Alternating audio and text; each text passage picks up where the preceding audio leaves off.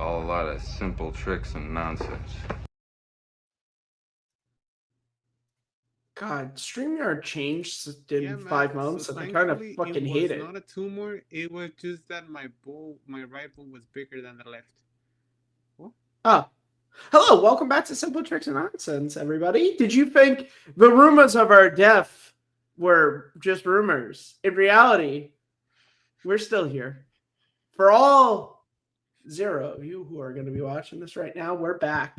We're back. We're back. You're black and I'm mad. That's a Lethal Weapon 3 quote for all you kids out there. Oh, Malcolm. Hey, our one viewer has returned to us. Hello, Malcolm. Yeah, so we're back. So basically, Yes. Abe got a new job and he just had to get used to the schedule and all this stuff. And my life hasn't changed in 5 months, but it's okay because now we're back. To touch on all the things that need touching. We're gonna touch them. We're gonna touch them all over the place. Look, Matt. Things have changed. I have to be honest. You look thinner. You look like you. Oh, thank you. Is that something? Yeah. I have. Healthy. I am. My weight loss journey is still going. I'm like 15 pounds away from my target weight, which I'm very excited about. And I'm like genuinely like feeling good about myself. I'm not gonna lie. So I went to the gym this morning, and then I had to go to Ace Hardware, and it's within walking distance of my house. So it's like I'm starting to do now that the weather is nicer out where I live. I've decided like if it's within walking distance and I don't like desperately need to like get there and back, I'm gonna walk there. So went on my walk, which was really nice. And then I came home and I'm fine saying this to Malcolm and Abe, and because I know no one else is gonna fucking I don't give a shit because I'm feeling confident about myself. Obviously, you take your shirt off, most of us, before we're gonna take a shower, and I caught myself in my mirror and I went, I'm looking pretty good. I'm coming there with my arms do not look like this. Do it for us. Take the shirt off. No, I'm not fucking doing it for you. Matt, I'll show you that. I'll show you that. It's for the content. Nobody wants to see that shit, I can tell you. Not yet. Maybe when I hit the magic goal, then I'll do a shirt. Okay. Maybe. I better see those man boobs. That are no boobs in there. It's a full chest. They're not really man boobs anymore. They're more pectorals now, which I'm happy about. Nice. Yeah. So we're back. We're gonna talk about 5 months worth of shit tonight. That's not fucking true because I can't remember what happened last week, let alone what happened fucking 5 months ago. I do know at some point this year we have to do our Wonder Woman casting to round out our Justice League. We have to do that. But we don't have to do that tonight. There are. You wanna talk about something? How many movies you watched last year? Thankfully, thanks to the wonderful website known as Letterboxd, I can tell you that. I can tell you how many movies I watched last year. What if we go a top 10 movies of 2024? Yeah, I gotta see if I watched the movies of 2024. Oh, Jesus. Okay, Letterboxd has kind of changed their stat. Letterboxd has kind of changed their website. I feel like it was a lot easier to look up like 4, 5, 6, 7, 8. Letterboxd, I feel like has changed their. So I watched 11. Holy shit! Give me one fucking second, because I need to see if I can get my fucking. Was that my password? Fuck. I'm looking at them right now. You watch Lisa Frankenstein, The Fall Guy, Ghostbusters. Hold on. Shut the fuck up. Let me look. Let me do my own thing. But you asked how many films I watched last year. Are you talking about just new movies? Yes. Okay. Oh, sorry. Letterboxd hasn't changed too much. No, the only thing that I feel like has changed is like, so when I go to stat, yeah, it's only on the phone, but like they've, or maybe it was just my website was being an asshole. But okay, so technically speaking, I can do a top 10 list. I can do a top 10 list. Okay, so let's sit here and let's see my top 10 list. Okay. So while you do that, while you figure out your top 10, let me go to commercial. Commercial break. In a world where everybody thinks everybody's in jail, an Australian grandmaster will control a wild kangaroo. Jacob London, Malcolm Lay, and Rachel Zegler, in Kangaroo Jack for you. Okay, so that's 2023. Okay, so okay. If you're suffering of erectile dysfunction, you can come and visit the office of Dr. Matthew. Dr. Matthew will help you with your dick problems and also will get your erections. Now, Matthew, please go ahead and finish your fucking top 10. Because I don't have any more creative things to say. Shut the hell up. Dr. Matthew God, will no one is revive your gonna. sex Oh life my with your God. I'm wife. just looking at this and I'm just like, oh, no one's gonna like this list. Everyone's gonna hate this fucking list. Now. Hey, Mom. Oh my God. Where's Dad? Oh, Johnny. I know your mom. I know your father. So please be aware that no more mom, just that. Hey, Mom. What's that? Is your mom just suddenly transitioned to a man? Come and look out. As psychologists in New Zealand. Psychologists in New Zealand will help you find the necessary help for your trauma incorporated by trans people. What is truly fine, what is a parody, we're going to continue talking. Now, in memoriam segment for take 3. You are going now from the channel, and you won't It's gonna be a long fucking in memoriam. anymore. Harvey left, then Ryan left. We will talk about that after I give my top 10 list, Malcolm. We'll touch on that because I'm sure I Abe don't has. remember what happened to Case, but Dolman suddenly What quit. the fuck do you mean you don't remember what happened to him? And then Evan left. I don't know what happened to Jacob, but I'm not allowed to say. Clark suddenly left us. Linus used us. Robert became an inner champion. And if I miss a member, oh, I like Jen, cause she was good at movie trivia. Manny was always a good friend who we actually like, and we should invite to one of these shows just to catch up because we're so happy for him because of his social media. But Manny was great. Yeah, Manny was great. Malcolm's still here. Wait a second. Technically, Christian is still here. I'm still here. Matthew's here. And Doug is also on the chat. I don't remember any more Take 3 members.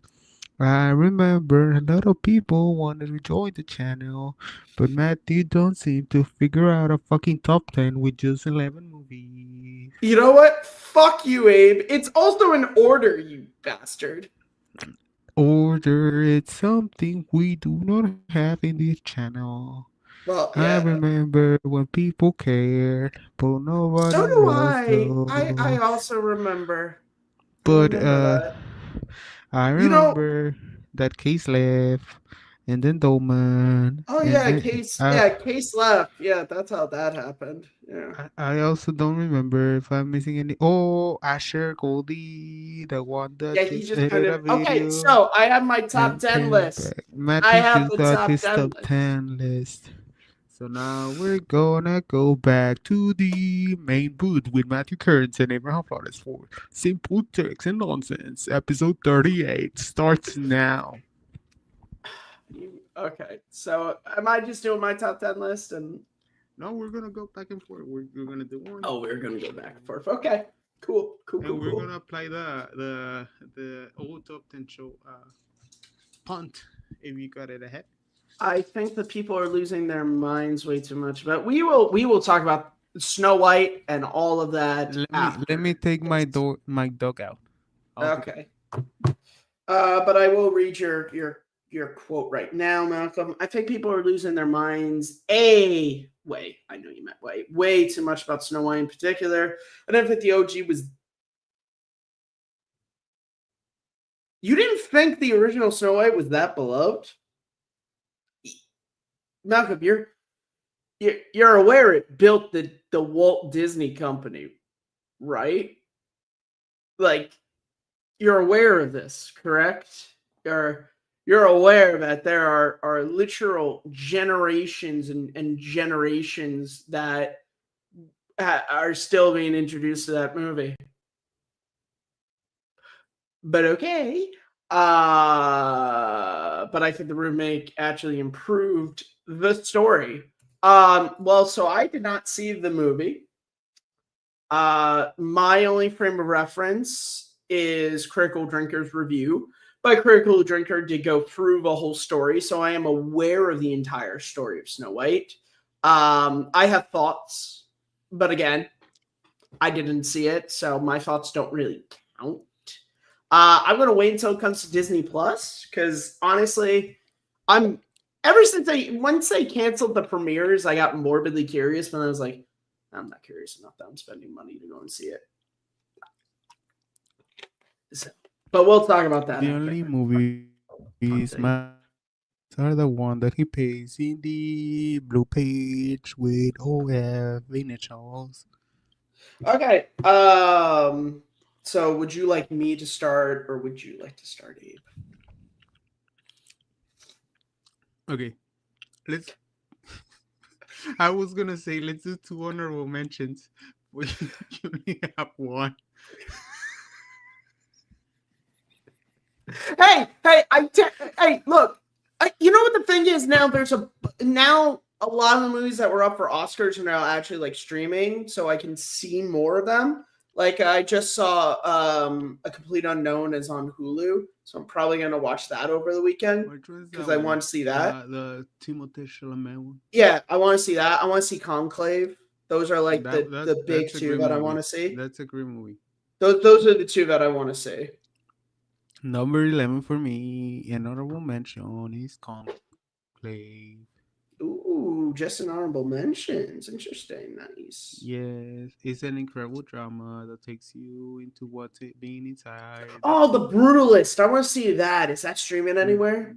That one's actually also really good. But that one's no, because and I really like Adrian Brody and Felicity Jones, so I really want to see that because of them. It's actually a really good movie. It's just that it doesn't move me emotionally enough for it to be in the top. Okay, cool. Matthew, let's talk about what a top 10 should encompass and anything. Like, what do you think? Okay, of course. Let's say you have. Well, we can talk about generalities of top 10 lists, not just my top 10 list, in which most years I barely am able to fucking break even. Yeah, but let's say you have 100 movies to grab, right? Yeah. So what goes into your top 10? Is it quality? Is it emotion? Is it actress? Is it direction? Is it the writing? I mean, it's a multi. You know what the thing is? It's to me, it's a film. It's a film by film basis. Like, because there are some movies to where like emotionally, emotion might drive my love for the film, even though let's say a number, and so that's why I have a number 3. Whereas when I have a number 5 has like better performances, It's for me, it's a case by case. Like honestly, to me, like a good top 10 list. I I personally, when I try to do top 10 lists, let's say of a year, in the terms of like I've seen more than 11, I try to have it be balanced. Like I try to include stuff that most people don't have, like blockbusters and stuff like that, because I think those movies, they rarely, I mean, I don't want to say rarely, but they don't really get the love like I feel like they should. Like I don't know why. Like I remember in 2018, there were all these people who were losing their minds because like Jeremy Johns and some other people put Mission Impossible Fallout as their number one movie. And they were like freaking out. I'm like, why? That was a fucking fantastic movie. Why is that? Oh, because it's not gonna win fucking Best Picture or be nominated for Best Actor. Like, that's not a fucking requirement to be someone's favorite film of the year, So again, it's case by case thing, movie by movie thing. But yeah, it should be, to me, I think, kind of encompassing of. Oh, and I just realized I never wrote a review for Nora. Number 10. Number 10. Oh, number 10 for me is the Gladiator 2. That's my 19. What up? 19. Fart in the Wind movie sequel. My God. By God. It was not visually great. Visually stunning. Story-wise, holy shit. They really just copied and pasted the script from the first movie now, didn't they? I think, as you said, it's really entertaining, but it is not much. Okay, so no, the quality is not, dude. 24 years was not fair to Ridley Scott as a director. No, Paul Mescal definitely does not match the charisma of Russell Crowe. Oh, magnetism as a character. I don't know if you'll agree with me, but I think if the movie was about Pedro Pascal, it would have been a better movie. If it followed his character, it would have been a better movie. Because he has, and this is the thing, he has shades of Maximus, but it's not a direct copy. Like, it's this story of this general who has seen that the empire is, that the rulers have lost their ways and they need to bring it back. Like, that to me was way more interesting than like Diet Maximus. I think that everything. I think the least interesting part of the story is definitely Maximus, because everything Denzel Washington does, he's pretty much playing a gangster. It's really he's just Denzel. Like, he was just Denzel. Yeah, man, but and I love Denzel. Great. Don't get me wrong, but he was just Denzel. Yeah, but people were like, people. I remember when the Oscar nominations came out. I wish being Abraham will be just being Abraham. No, but you know what's like people were losing their minds that like some people were losing their minds that he didn't nominate. I just remember being like, well, he did a really good job of playing Denzel Washington in the Gladiator movie. Oh, fuck yeah. And being Denzel Washington's probably like top 4 actors of all time. I don't know.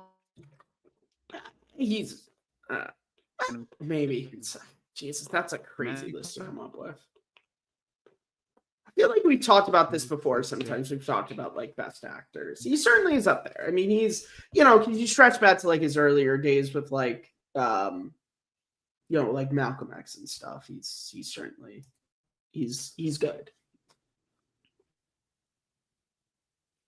Man, I lost Abe. So in the meantime, I will read this. Oh no, he's back. Yeah. But it was just the story was so been there, seen that. I think we're past fucking spoiler time. The fucking reveal that he's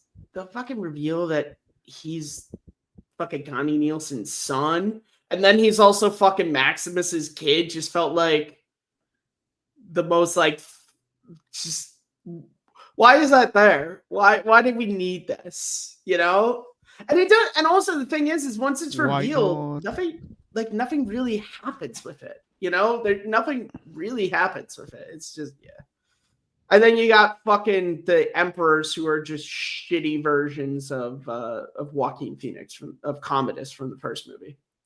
Basically, that's really what like Gladiator Emperors. 2 is. It's just a shitty version of Gladiator. It's like I wouldn't just call it a watch shitty Gladiator. version. It's really entertaining. Not It's really entertaining, fun movie. It's visual. Okay, I said this in my review, which you can actually read on Letterboxd. Visually, it looks great. The fight scenes are well choreographed, but the story and characters are not engaging. To me, great visuals and great spectacle action are meaningless if there's not a good story behind them. Pretty much a lot of Ridley Scott movies with the Martian in the last couple years. Yep. So number 10 for me is Wicked. Ta-da. Did not see it. Yeah. Know of it. But it's okay that I liked it. Malcolm, if you read my review, I literally ended with a very similar line to that. I was not entertained. No, but I really like. Oh wait, before we leave Gladiator 2, go ahead. I am so fucking surprised that we did not get fucking CGI fucking Maximus from heaven talking to Paul at the end of that movie. I thought it was gonna happen. I thought like maybe Russell Crowe did not allow that. That's what I'm saying. Yeah, maybe he didn't want to do it. Okay, go on with Wicked. I liked it. Pretty good. Malcolm's number 1. Oh yeah, because Malcolm, New Zealand guy. No, I was really moved by the performance of Cynthia Erivo. I think she's extremely talented. Yeah, like one of the most talented actresses, and we don't take advantage of her. Well, okay. That sounds good. But it's moving. It's entertaining. It has a little heart. It's a movie? No, I don't. Sorry, but you said it's a movie. It's like, well, that's a fucking review, ain't it? But you truly believe the genuine friendship between Ariana Grande and Cynthia Rivers, and there's a lot of powerful scenes that get enticed by the music and direction of John Woo. Go ahead. Did you know it was a part 1 before you saw it? Yes. Okay, well, because this is the thing that is driving me fucking crazy is the fact that people point out it's a part 1 and yet its runtime is longer than the actual fucking stage show. Like, that's wild. That is still wild. Pretty fucking great. Very fucking good. Matthew, number 9. Number 9 is Red 1. Remember, I saw 11 movies last year.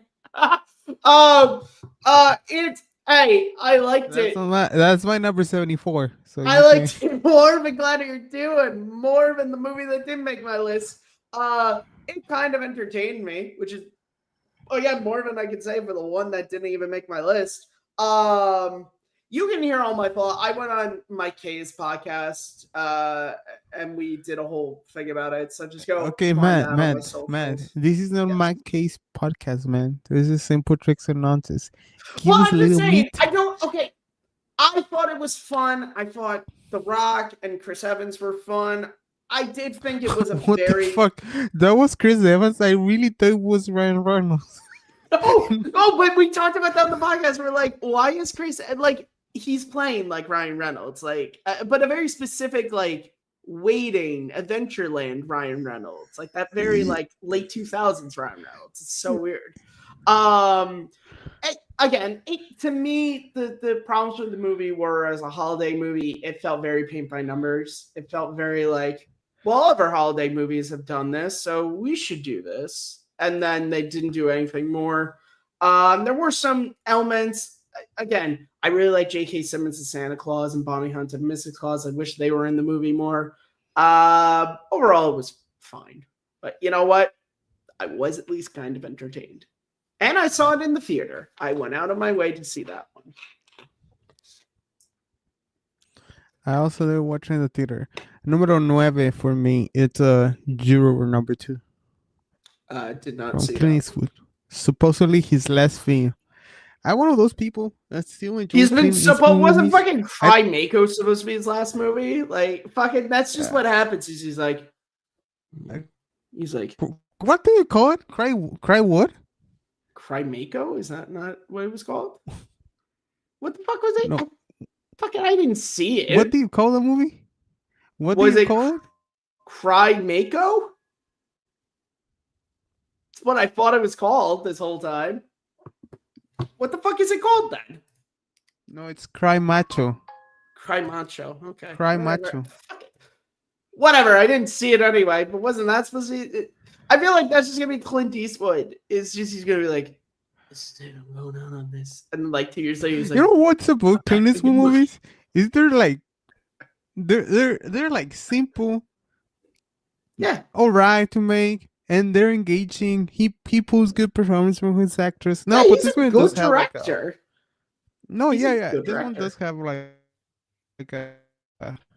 how do we call it? A drama. Well, of course it's a drama. No. Yeah. I have the fucking word in my tongue. Has a mystery Oh, and an ethical intrigue. and an ethical dilemma that you're put into through the film of what's right and what's wrong and what decision the main characters should do, which keeps you highly entertained, which is the most important of any film, and engaged in what Nicholas Hoult character is going through, but also how his decision will affect other characters in the film. Interesting. So Tony Collette and Jake Simmons are in it, and they're pretty fucking good in it. So you were like that. So Okay. number 8, Matthew. Number 8 for me is Bad Boys for Life. It's in Max. Oh, okay. Okay. Where's that one? Oh, is it that low? Well, I don't think I have it on my list. I did watch it. Yeah, I was gonna say you're the one who told me to watch all the Bad Boys movies I had not seen, which was just 2. Well, 1 before this one came out. So 3, no? Yeah, I'd seen 1 and 2. I did not see. It probably be like around my 20 films. Oh, it's 28th. It's 28th. Okay. So Bad Boys Ride or Die. That's what it's called. Is it? Oh shit! My bad.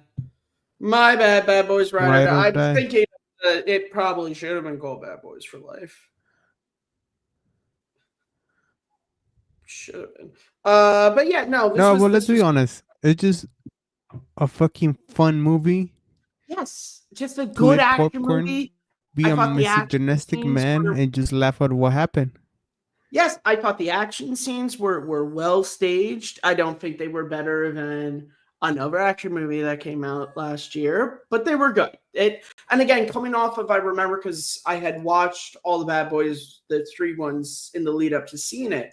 I did not like Bad Boys for Life. I felt like the action was very kind of standard. I felt like it lacked style to it. This one did. It was fun. It was engaging. I like the supporting characters more in this one than I did. Like even like Vanessa Hudgens stuff, I like them a lot more in this one than I did in Bad Boys for Life. And look, Will Smith and Martin Lawrence, they still have that chemistry. You know, it's nice to see them, and I'm happy that this one didn't do what the last one did, which was another, oh, are they going to retire or not? Like, I like that. It's like, nah, we're not fucking doing that again. We're not doing that shit again. The only thing I question is like, where the fuck did Martin Lawrence's sons go? Where did they go? They've not been in these movies since fucking 2. Also, Reggie, fucking badass. That scene, man. Bro, Reggie, that's you would think Martin Lawrence of Will Smith will be peak masculinity in the film. Nope. No, it's Reggie, fucking man. Reggie. Reggie's. You reminded me, Reggie's. Yeah, and he still looks 30 though. Good for him. Yeah, but I'm saying, oh man, no, you want to? Like, I love the fact that like they knew, and this is going back to last week, that they knew that like that's one of the most famous scenes from the series. So they're like, we should make Reggie like a main supporting character in this series. No man, I went to watch this with a female friend. Okay. As Court, we would call her. Throw her. No, it was a female friend. Whatever. A female. a person with a vagina, whatever you want to call it,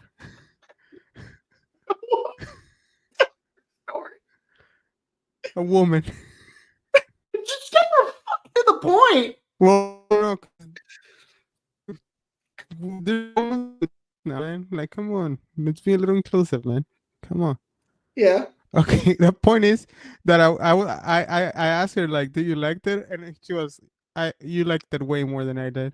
So that's how much fun I have with it. So number There you 8 go. for me, it's an emotional story of a mother learning how to be a mom. It's one of the best ones of the year. Directed by Chris Sanders. With Lupita Nyong'o and Pedro Pascal in the main roles. It's called The War Robot. Have you Yeah, I watched it? did You not should see this watch one. that movie. No, Man, no. that I've movie, heard great things about it. It didn't win it's Best Anime Picture though, which I from what you were saying, I was surprised. no, but it's really great It's animation. good. Like you think Pixar quality anime, well, Pixar quality animation. Not saying DreamWorks can do that, but you're happy that DreamWorks is bringing this. I don't know if it's an original story, but this original kind of I think animation it's based that off of a book. gives I you, feel like I heard. yeah, it sounds like it. Pulls your heartstrings, takes you. It has an incredible score. It has a story of motherhood, which I'm not a mom, but if I was, probably like her. But I can. Well, technically I can, but I will have to transition. You know what I mean. Anyone can be a mother. Exactly. But the It's the Wild heart. Robot is now number 8. Number Okay. 7. Number 7 for me is Deadpool and Wolverine. That's number 31. Oh, Okay. it wasn't that low. Oh, I really enjoyed 30 more movies than that. I really like the movie. But go ahead. Yeah, so I made it a secret, I'm not the biggest Deadpool fan. What got me to see some theaters, honestly, was Hugh Jackman. And he did not disappoint. I thought, and I was one of those people who, when this movie was announced, I was like, they gonna ruin like Logan? And they didn't. Like they actually almost kind of, again, the whole opening scene is just that. Like I genuinely gave them credit that I'm like, all right, that's really funny that like they knew everyone would be fake and bringing Hugh Jackman back. All of this is going to ruin Logan. So let's literally dig up his fucking corpse and use it. Like, yeah, and again, yeah, Ryan Reynolds I thought was good, but again, just like Hugh Jackman, I thought he was fantastic. I love that his whole story of his Wolverine, the fact that like in his world he failed the X-Men and he lost them all. I thought that was really great, and seeing them come together was really cool. It was a nice buddy cop thing. A lot of the other cameos I thought were great. Chris Evans as Johnny Storm was really funny. Fucking, as someone who is like me and Abe, who like, like we used to watch Collider movies and all this stuff. Finally seeing Channing Tatum as fucking Gambit was amazing. And then also them repeatedly making the jokes of like, I don't know, it's like some of us were just born in here. I will go to my grave knowing that when fucking Wesley Snipes walked in, I quietly to myself went, some motherfuckers always trying to ice skate uphill. And then he said it. He said it. What do you call it? Jennifer Garner, I thought she was good. I think we talked about this when the movie came out, but like I also do like that they had to throw in a line about Daredevil dying, or else I would have spent the entire movie going like, someone's Ben Affleck going to be in this. And then nothing depressed me more when I learned that they never even asked Ben Affleck if he would do it, and he said he probably would have. So, God fucking damn it. But honestly, this is true. One of the things that get this movie up for me is the fucking end credits. I was not prepared for it, and I got kind of teary-eyed watching because, like, me and Abe, we're kids of that Marvel era, the X-Men and all that. Like, so watching all that, I just was like, oh, like wow, like it was. And again, the story I thought was really nice, and that goddamn Madonna song, man. Fucking never would have thought it would be so epic, and yet some fucking how they made it super fucking epic. And yeah, it was really awesome seeing Hugh Jackman finally wear the Wolverine mask. Yeah. Yeah, I liked it. You know what it is about the film that I really liked it, enjoy it, got emotional with it as you mentioned. You see, seeing those Fox characters that you grew up watching and Channing Tatum, it really moves you like the return of X-23. You're like, oh, this is great. And that moment that they have like her and that Logan have, and like they're talking about her Logan, like it works. Yeah, but still, I was never able to get past the scene where he goes into Wolverine's grave and does what? Defiles it. Yeah. Yeah, I was never able to get past that. Like I liked it, I enjoy it, but that was always in that. You could have done a different thing, like, oh, he's dead. Let's move on. Yeah. It's like a cop out of. Yeah, it's them cheaping their ass away around the end of Logan. Kind of going off of Malcolm's comment because he says he can't. So like, Hugh Jackman's gonna be in fucking Doomsday, right? Like he's probably gonna. I guess so. I think he is probably going to be in it. My number 7. Also, they're trying so. We'll talk about that at some point because that fucking movie. Oh, I'm excited. But go on to your number 7. A Real Pain. Have you heard about this movie? Couldn't that just be the autobiography of the making of this show? I would thought that would be your autobiography, but fuck no. The title of my autobiography is Proof God Has a Sense of Humor. Well, mine will be a Diary of a Wimpy Kid. All right, so go on, Real Pain. Remind me of what this movie is because the title. So it's a movie written and directed by J.C. Eisenberg. Oh, okay. This mismatched cousins David and Benji reunite. This is Fuller from Home Alone. This is what got him his Oscar. Kerry Conklin, yeah. Yeah, Fuller, yeah. I think he wet the bed that night, drank too much mismatched Pepsi. Cousins David and Benji reunite for a tour through Poland to honor their beloved grandmother.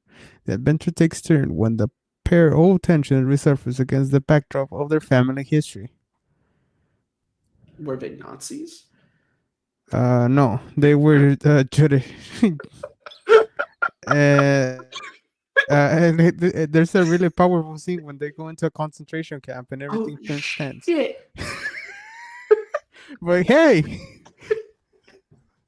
I need a new oven now. This is like those like comedy sketches when it's like they're making fun of the kid's mom and it's like, yeah, well, your mama is like, it's like my mom's been dead since I was 6. It's like, oh, fuck, all right. Dude, that happened to me once. All right. I told a guy, this kid, I was like 13. He probably was like 12, 11. I told him like, go fuck your mom or something. Well, in Spanish. And he told me his mom was dead, man. I'll never forget in middle school, we were having some like, oh my God, I don't remember what the assembly was about, but our vice principal was talking about like your mama jokes. And he was like, when I was in school one time, I made a your mama joke. And then the kid told me his mom was dead. And we all looked around like, Alex, we'll take things that didn't happen for 200. Kieran Culkin. No, well, that actually happened to me. Malcolm, them's the jokes. Them's the jokes. Okay. Yes, Kieran Culkin is much more. He was in Succession. He was in, as you said, he was in Scott Pilgrim vs. the World. He was also in She's So That. Role. I feel like fucking. Do people watch Scott Pilgrim vs. the World every year? Because I don't like that movie. The first 2 Home Alone movies every year. I'm just saying. I don't like that movie. Scott Pilgrim or Home Alone? No, it's called Pilgrim. Okay. Okay. Succession is it's an HBO series, very very popular. Well, yeah, I just feel I identify myself a little with Conklin character. Not that I wanted to kill myself. No, no, sorry. Not But yet. yeah, it just takes you there. Like it's like I'm that kind of person that does not take anything serious, and You? he's kind of No. like that. Yeah. So I feel identified by it. Number 6, Matthew. My number 6 is Lisa Frankenstein. That's my number 5. So let me go to my number 6, and then we'll continue. Yeah, and then we'll talk about it. My number 6 is heretic or heretic. Heretic? Heretic? Fucking no. I don't know, but it has Hugh Grant, and he kidnaps 2 children, 2 little, well, not little woman, but 2 Heretic? adolescents, Yeah, I think it's 2 Heretic. teenagers. Yeah, heretic. Okay. Heretic. And it's great because he just stucks a shit ton through the movie and it keeps you entertained. And there's a lot of tension throughout it because you know something's Oh, it's one of those thrillers. and then these baffling, yeah, baffling kind of crazy shit. It's just fun. It's a fun horror kind of horror thriller movie that I always enjoy. So that's why it's my number 6. So number 5. What's your number 5? Well, we're gonna talk about Lisa Frankenstein because that's my number 6 and your number No, 5. but we'll talk about then. Okay. So 5 then years. my number 5 is Ghostbusters: Frozen Empire. That's my number. What's the number? I don't know. It must be over there. What? I thought this was fun. Yeah, I did not like this nearly as much as Afterlife, but I still liked it. Thought it was a cool plot. I like McKenna Grace. I still think is fantastic in this series. I wish it for more Bill Murray. I'll be honest about that. I was wishing for more Bill Murray. What else? Paul Rudd is still really good. There are some. Again, this is why I don't like it as much as Afterlife. What's up? Oh, and Abe's taking a little break, kids. So he will return, and we'll get back to all that when he returns. But yeah, so. According to Letterboxd, the oldest movie I've seen is Dracula from 1931. So there you go. Now you know that. It's the oldest film I've seen, according to Letterboxd. Sorry, I had a call. You're fine. Yeah, I liked it. I'm a big Ghostbusters fan. I'll be perfectly honest, I have not watched it since theaters. I own the Blu-ray, but I actually have not. Do you feel it got a little too crowded in one point? Yes. This is why I like Afterlife a lot more. I felt like Afterlife. I honestly was so surprised that they were doing a sequel. Afterlife just felt like a closure to the series, and then so it did get very crowded. But again, the strengths of the movie, I like McKenna Grace and her story. I thought she was really, really good, and her friendship with the ghost, I thought was nice. Yeah, friendship. Let's be honest. I thought that was really nice. Bars.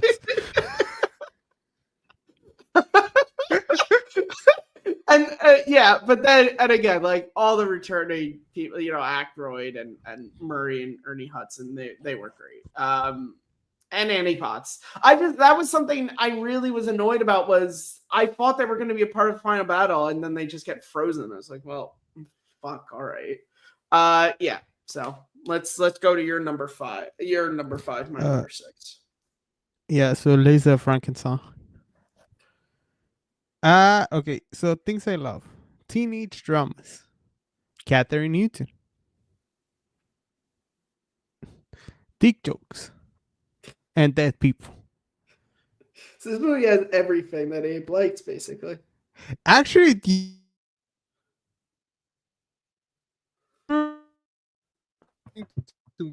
in theaters, but it was never released like in Mexico. I released in the United States, but I didn't have money or a car at the time available.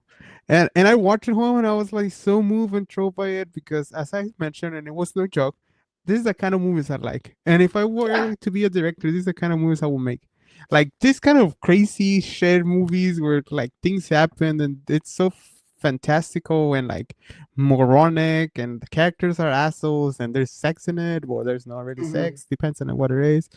Also, it's just Zelda Williams directed that, so Robin Williams' daughter, and Yeah. it's written by Diablo Cody, who has written a lot of movies I also liked. Juno, the Oscar Yeah, winner, I believe. Juno, Jennifer's Body, Tali, Yeah. Young Adult, even Ricky and the Flash I liked.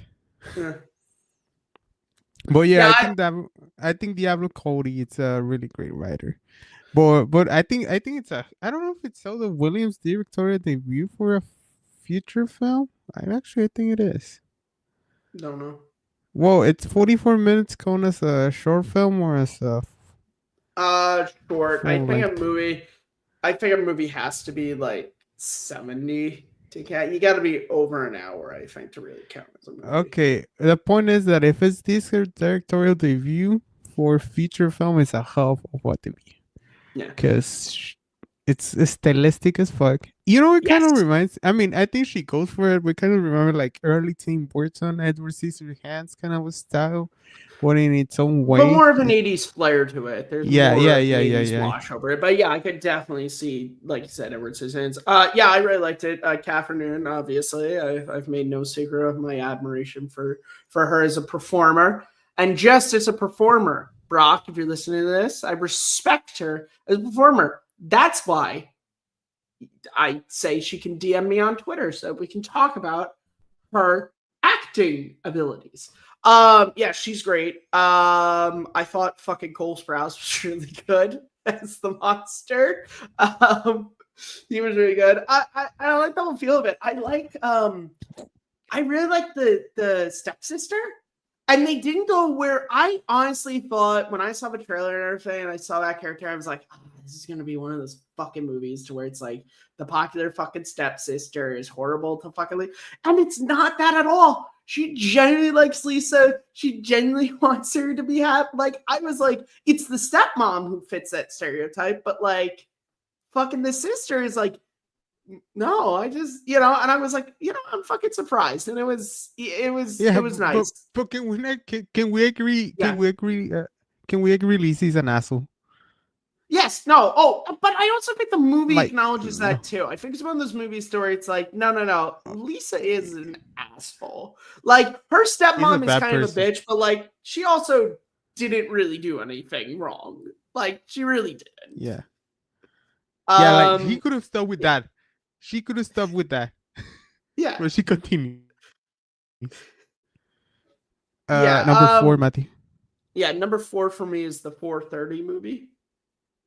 Kevin Smith's film. I didn't watch that one, so please go ahead and talk to me about it. It's a really good movie. It's a nice celebration of kind of a love of movies. The one strength I'll set, or one really big strength, is the group of friends in this movie feel really genuine. Like, there's a scene very early on where they're like ball busting each other, and as someone who with his friends ball bust, like, it didn't feel fake, like all the ways they were fucking with her. Like, it felt real. I really liked that. It's a nice throwback to like 80s, like coming of age movies.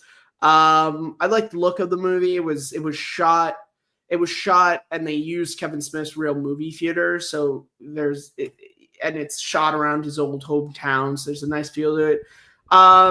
Stuff, I guess it wasn't really that I didn't like, but I just wanted more. There's actors that I really like Jason Lee plays the main character's dad, but he's only in one scene. And I knew he was going to be in the movie because I follow Kevin Smith and he talked about it. And so I was hoping to see more of him. And his one scene was funny, but I wanted more. And I guess that's the sign of a good movie, is I wanted more, but it kind of held it back. This was actually the last movie I watched. I watched this on New Year's Eve, actually. So this was the last movie that I watched of 2024. And it's good. I especially, Abe, as someone who you're like me, you like going to the movie theater, you like 80s movies. I would definitely recommend this. I'm not sure how big of a Kevin Smith fan you are, but it doesn't fit. It's not a very like it's not like Jane Silent Bob don't pop up. Like it is. It's nice. So I would recommend I don't know, it. was it Kevin Smith? Yeah, it's Kevin Smith. Yep. No wonder you watched that. There's no way you would have watched that if it wasn't Kevin Smith. Well, fucking, of course. I fucking met the man in January. Yeah, I know. I saw that. Yeah. My number 4. It's one that you don't like, and it's Lisa Frankenstein. It has a lot of things I liked. Lisa Frankenstein. We just talked about that. Yeah, but a lot of things I liked. Honor. Oh. Strippers. That's my number 11. Sex things. Of course. And a hell lot of talent and emotion. Yeah. 2 big things in talent. Exactly. You know what it is? I'll do you. What? No, let me defend myself. Like, I'm kidding at that point. Of course, I like movies like that because I'm that kind of person that like to explore that sense of humanity. No, like honest. Yeah, honest no, God, I know what you're saying. Yeah, I know. We're joking. Yeah, it's kind of that exploration of the side of people through their. I just sent you a hey. It's just barely sent, and I wasn't meant to do that. Whatever. Yeah, but like that exploration of the sex worker, like dilemma of lust and wealth. They're movies I enjoy. Also, I really like Sean Baker movies. Yeah. But so for Anora, as you mentioned before, I don't know if it was during the show before we started it, like you were bored by it, right? Dude, okay, so this is for real. No, just respond yes or no, and then I'll continue. Yes. Okay. So that was happening to me, right? And I was like, okay, there's a lot of gelling. What's happening? Where's the good stuff going with? And then it lucky just man. Sorry. And I just started, feeling it more and more, and I would just. Malcolm's on your side. Yeah, thank you, Malcolm, for validating my feelings. And just Dude, it won Best Picture. How much more fucking validation do you need? I don't know. This time. I don't know, Oscar voter. Okay, but I just started getting to it. And then I walked out of the theater. I'm like, that was pretty good. Like I wasn't that much, but I just couldn't stop thinking about it. And not in a sexual kind of way, but on the feelings, in an emotional kind of way. When we talk about my number 1, I know exactly what you mean because that happened with my number 1. So for me, I spent the first 40 minutes going, when the fuck is something going to happen in this movie?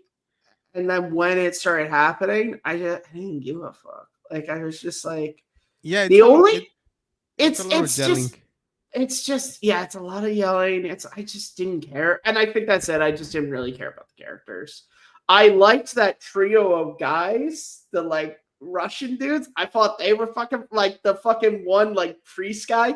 He was probably my favorite character in the movie.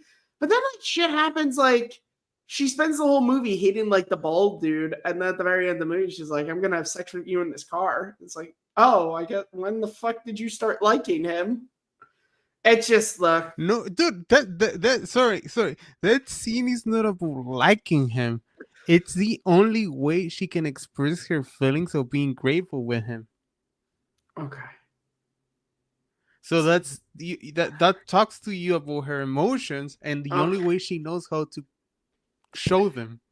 We're getting real Siskel and Ebert, I think, on this here. Ultimately, for me, I did not care for the movie, did not get into the movie. Oh my God. I wanted to, there are movie characters who need to get hit by a blunt object that don't.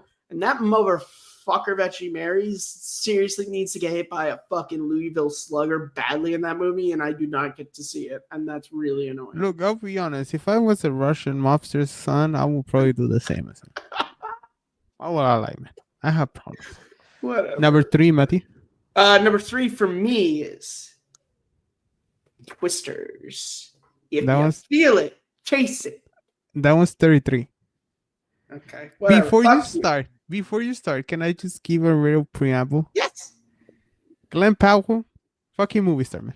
Yes. 100%. That guy has that movie star. I don't know if power or drive, but Charisma. charisma and magnetism.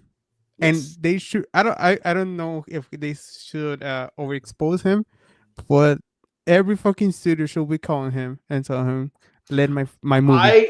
If you want to start a new franchise, put him on. I have said it before. He is. I've said before. A Mexican cartel, Matthew. No He Russian is. He is maybe not to the level yet, but he is the closest this generation has to a 80s Harrison Ford.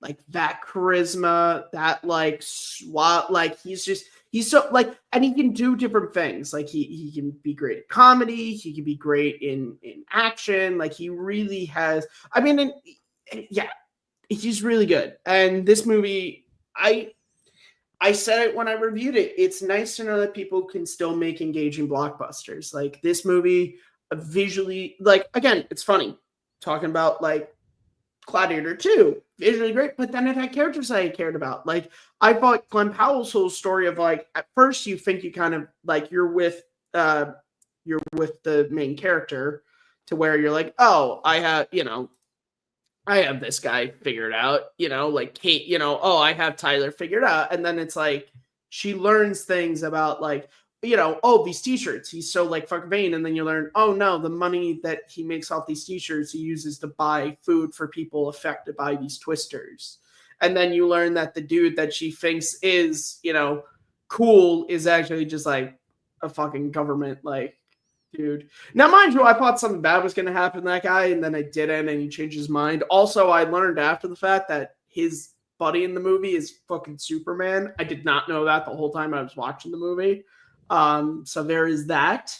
But yeah, just a really, again, I know it's not really technically like a sequel to the original with Bill Paxton, but it is a really good, it stands up well to the original. Yeah, it's a really engaging blockbuster, man, and we need more of these movies. Also, Daisy Edgar Jones, really Fantastic. good actress. Yes, fantastic. I've seen her in great. I would not mind her and Glenn Powell doing another movie together. It doesn't have to be a Twister sequel. You know who needs to do another movie with Glenn Powell? Sydney Sweeney. We all know your love for that fucking movie. I want to see the movie he did with, what's her name? Leah Thompson's daughter. I want to see that. Whatever the fuck it is. What's her name? She was on Sweet Life on Deck. Can't think of her fucking name. Anyone but you was my number 8 of 2023. So come on. Well, I did not see that, but Zoe Ditch. That's it. I want to see the movie he did with Zoe Ditch. That looks like a fun movie. But number 8. Okay, let me go ahead. But I know it's Furiosa Mad Max story. Is it that's the official title? I believe so. Did not see Mad Max Saga. Oh, that's right. Yeah. Talk about visuals, cinema, Matthew, and only visuals. Well, that's Mad Max Fury Road, and not a lot of story. But I was blown away by George Miller's work as a director, because there's not a lot of dialogue, there's not a lot of talking, but you're just engaged by it and being full, like, overwhelmed in a good way by the power of the film screen. Yeah, the scope. Yeah. Yes, scope. I was feeling really shitty during those days, and I watched it, and it was like a reloading of emotions. Nice. I think I cried a little bit. Aww. That's nice. But it was that. It was being moved by a film at the time that you needed to. That let me put Furiosa number 3. Have you watched it? I have not, and probably just because I've made no secret, I am a massive fan of the first 2 Mad Max movies. They're 2 of my favorite films of all time. I really like Beyond Thunderdome. I did not like Fury Road. Visually great, but like did not care for Tom Hardy's interpretation of Max. It didn't feel like Max. You could have just made him a different character. Charlize Theron I thought was good. But it did not.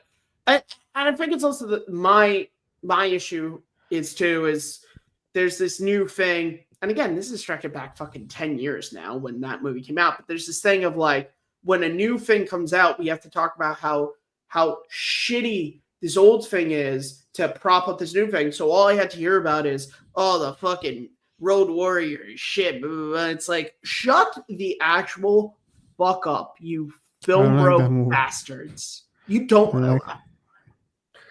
It's fine. It's fine. It's okay. Yeah, but I'm not comparing them. I don't like comparing films. Well, it's okay. Malcolm's on your side too. He does not get the love, and that's all right. That's fine. But Anya Taylor-Joy is great on the role. Also, Chris Hemsworth. Yeah. Hell of a role. But Matthew, what's your number 2?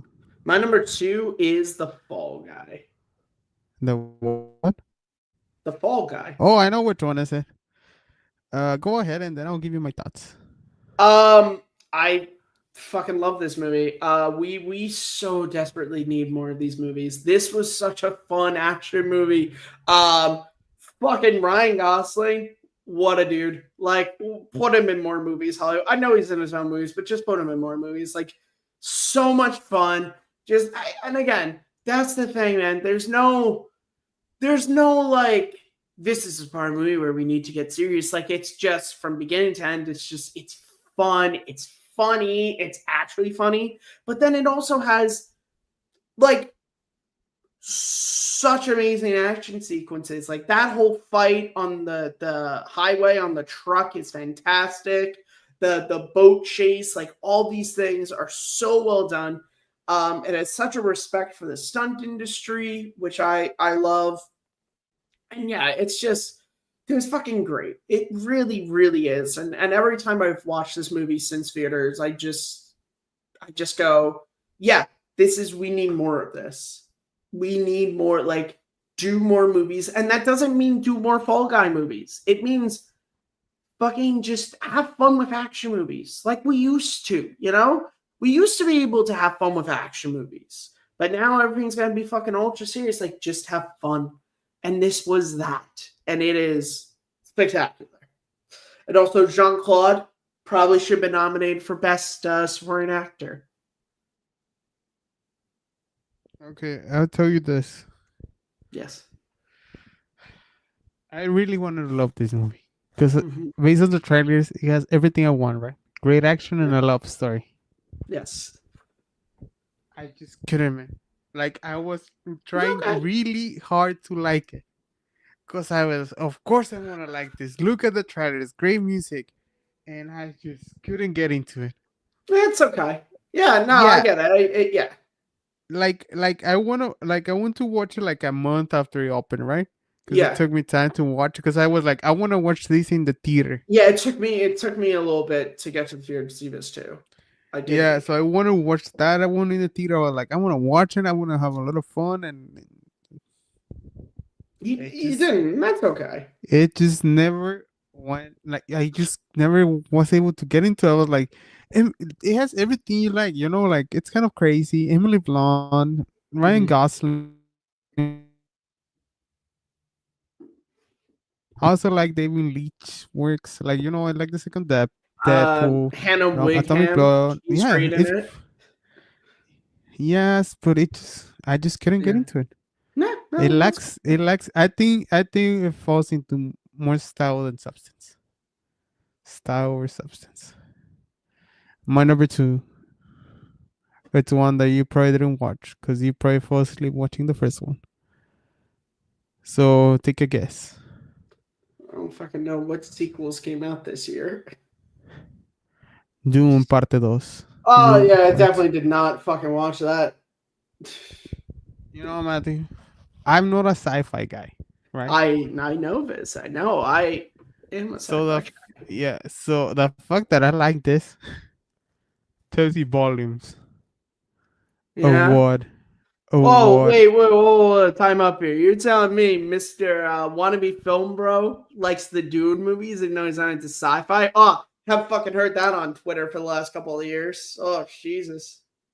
I'm sorry, I'm not on the circles. My ex feed is just big boobs and asses. Fair enough. Go on. Okay, but how you're just engaged and seeing all these characters having a showdown at the end. It becomes an epic. Yeah.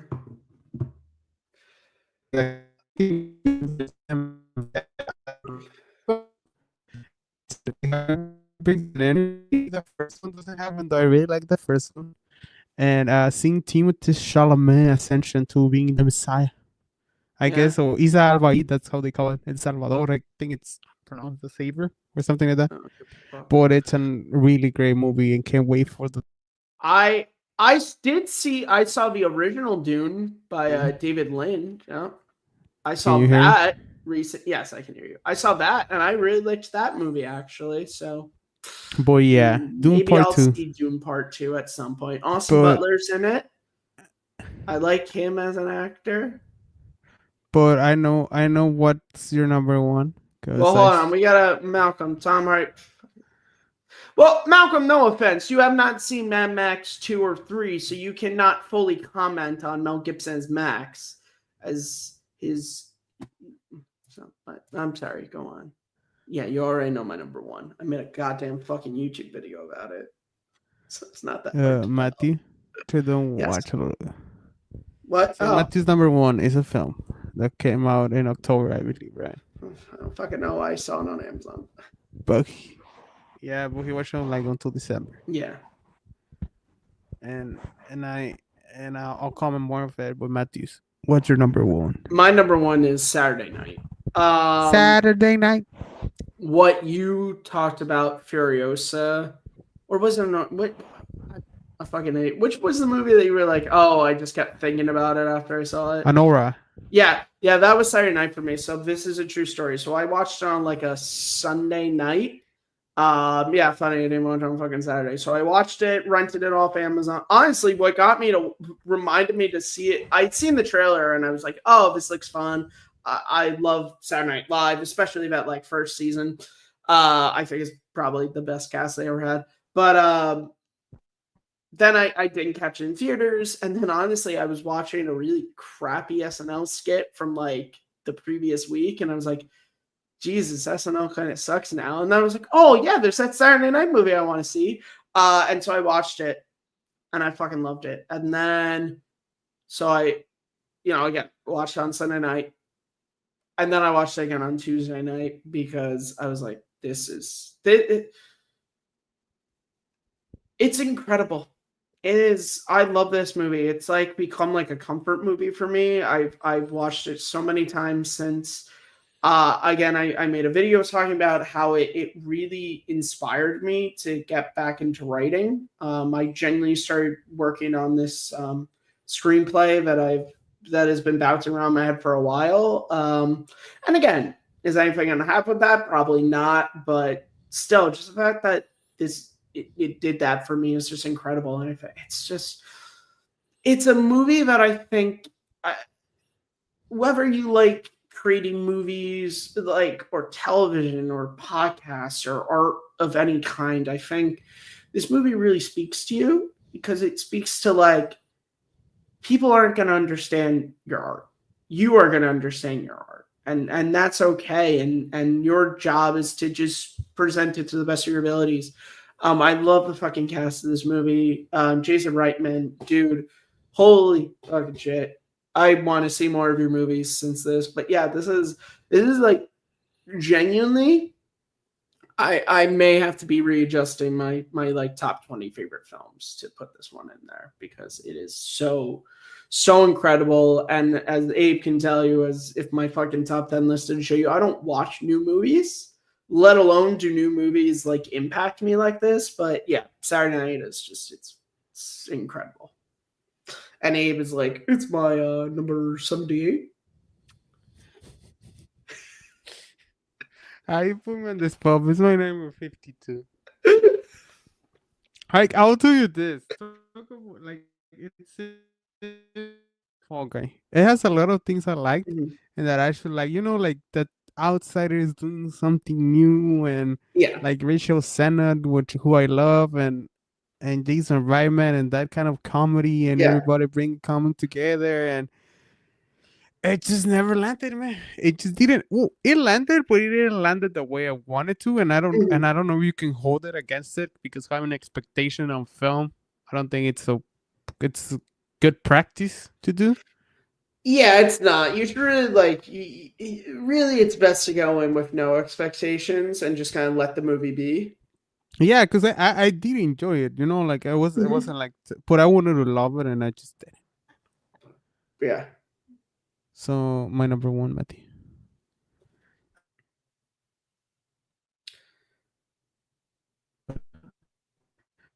To you, right?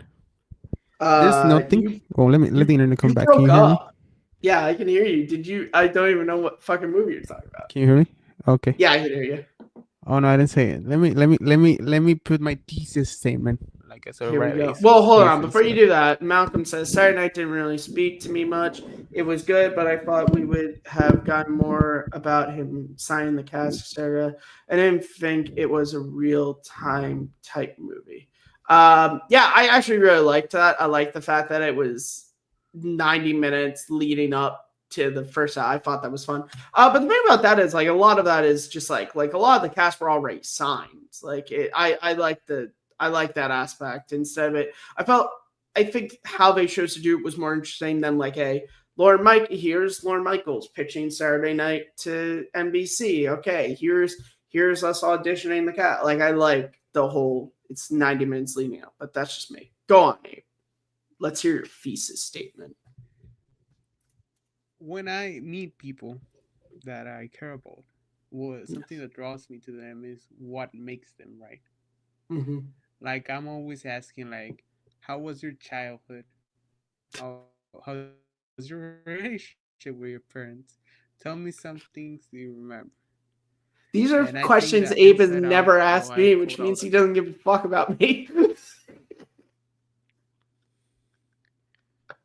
No, I have in a way that you don't realize.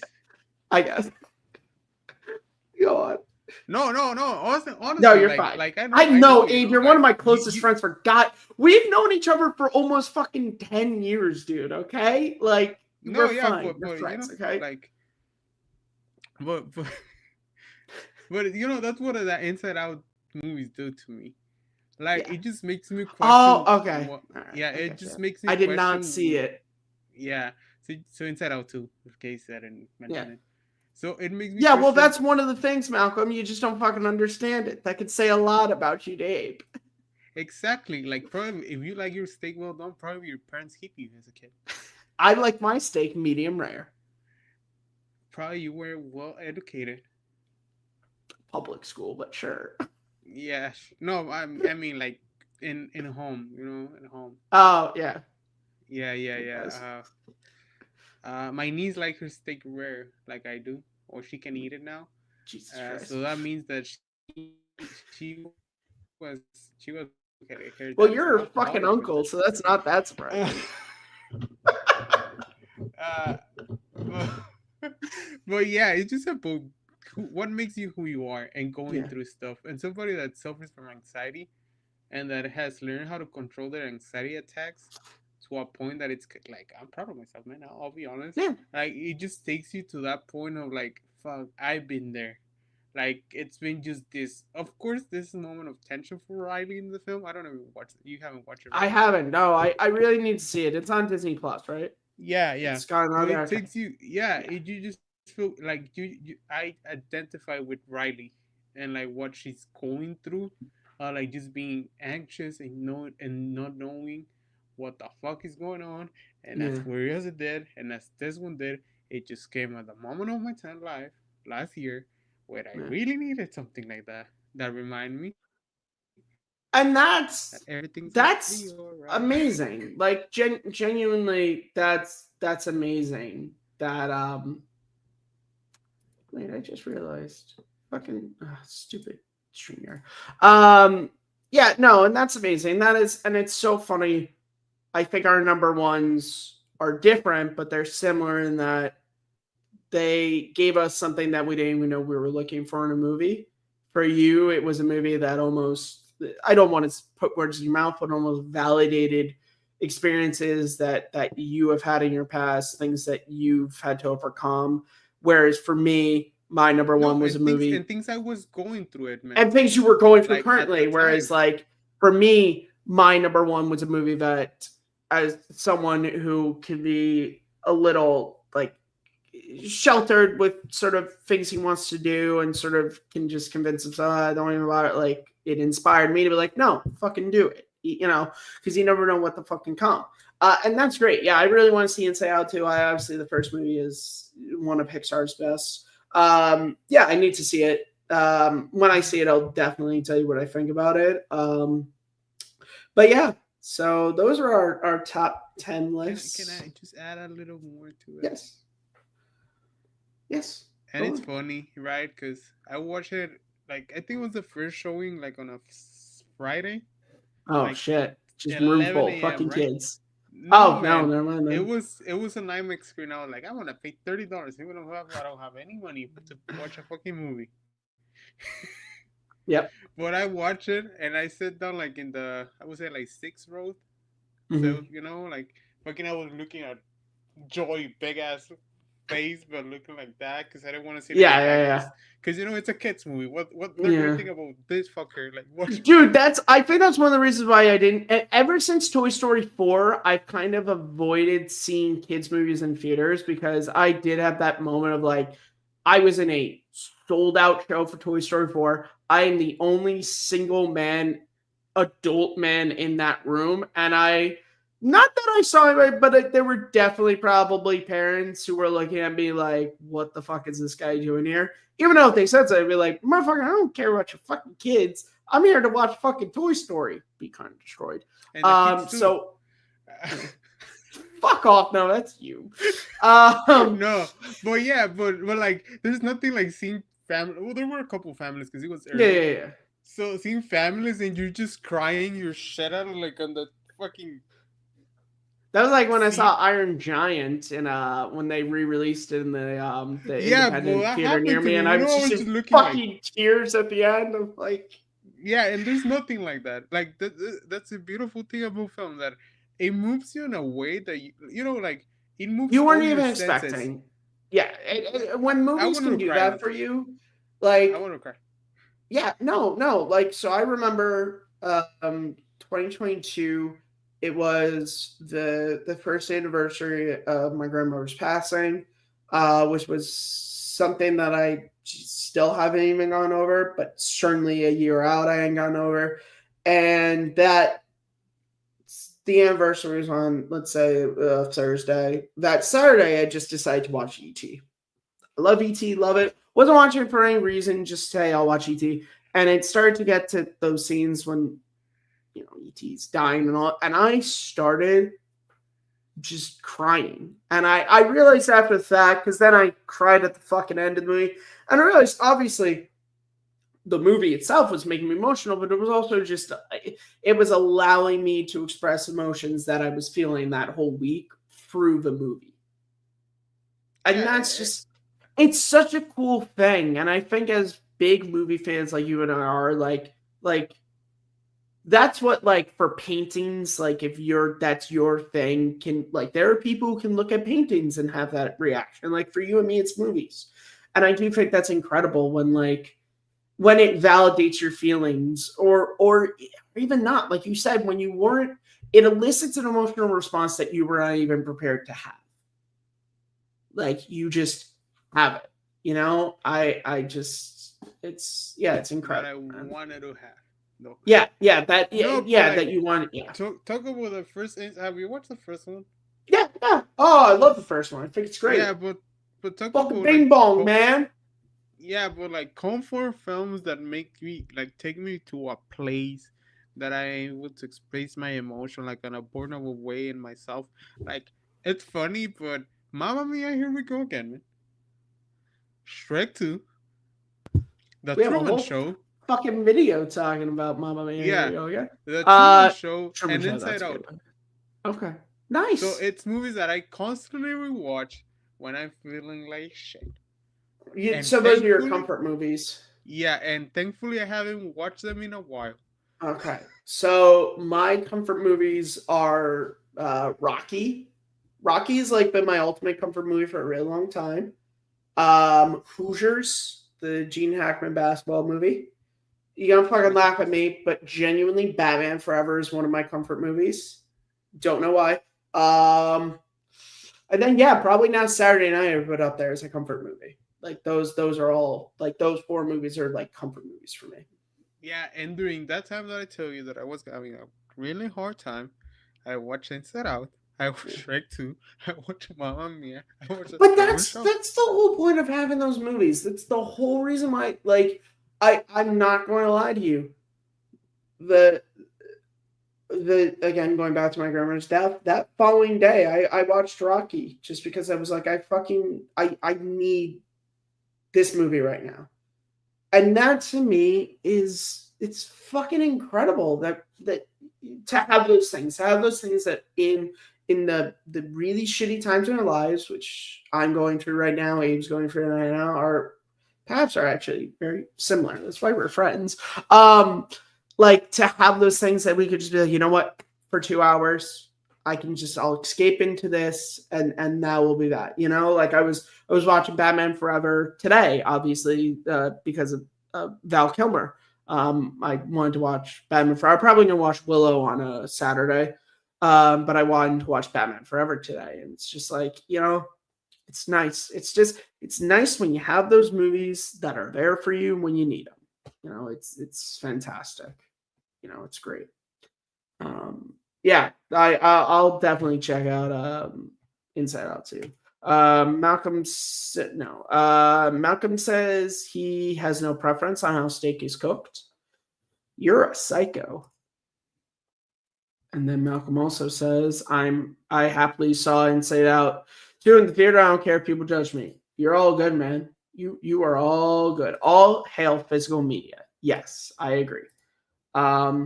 Yeah, I need to create new banners because StreamYard like signed me out, and I don't even know. I mean, I do understand. So I have to make new banners. Or maybe it just got rid of all my old banners. That could be it too. Whatever. Fucking I don't know. I have no fucking clue. All hail physical media. I agree with that. Go physical media. Physical media is the shit. Physical media is great, and everyone should buy it. Don't just do fucking digital. If you do digital, you are an asshole. I believe that.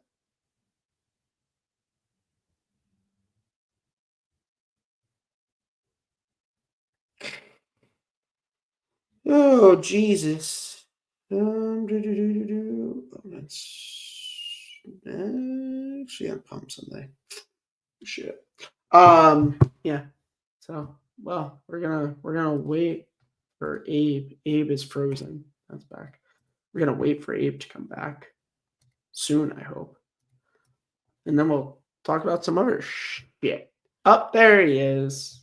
There he is. Put that giant cock in my mouth.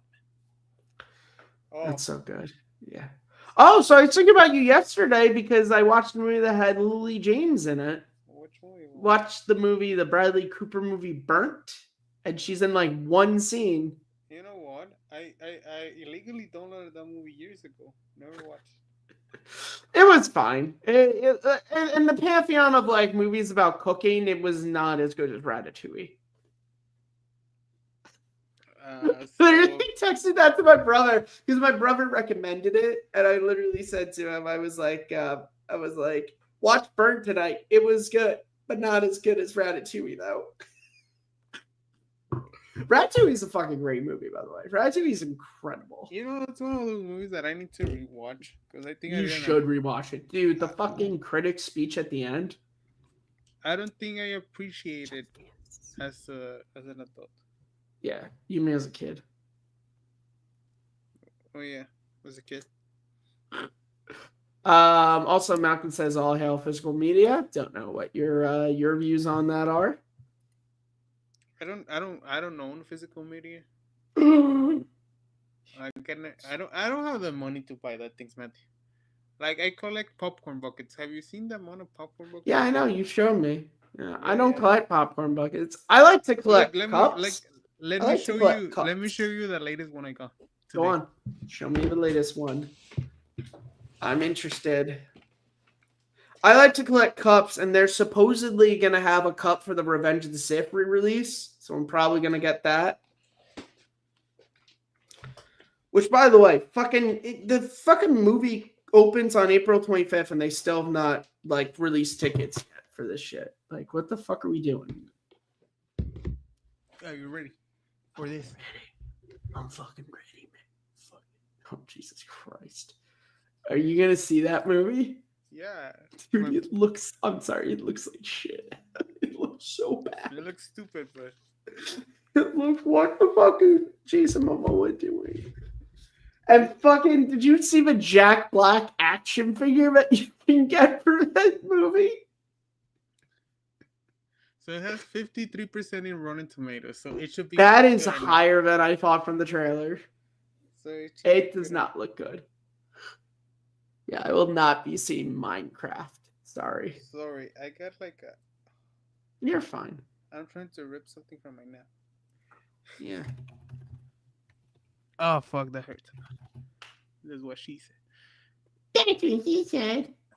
Well, yeah. That's what else we can talk about? What'd you think about the Oscars this year? I thought it was alright. Yeah, I thought Conan was a good host. He's coming back, so that's good. Hey, he's As I've not told fucking Jimmy before, Kimmel. have I told before in this channel? I like my Oscars. Like I like my my presidents. Wide, boring. Go on. Go on. That's all I That's have. it. Like wide and boring. That's all I need.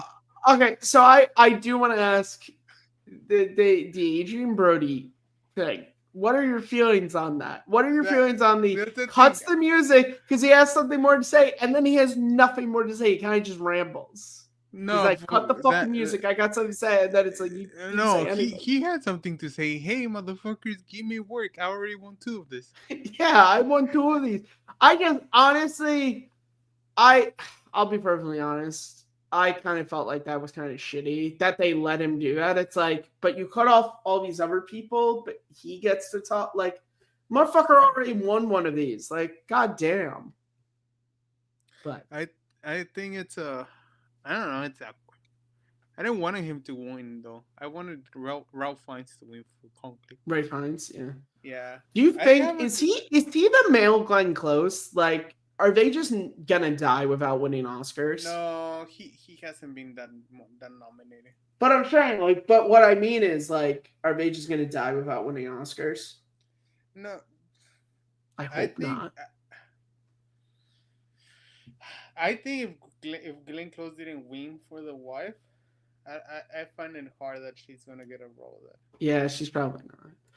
Malcolm says there are a lot of movies on one physical media, but they are yeah, fucking Disney fucking you over. Yeah.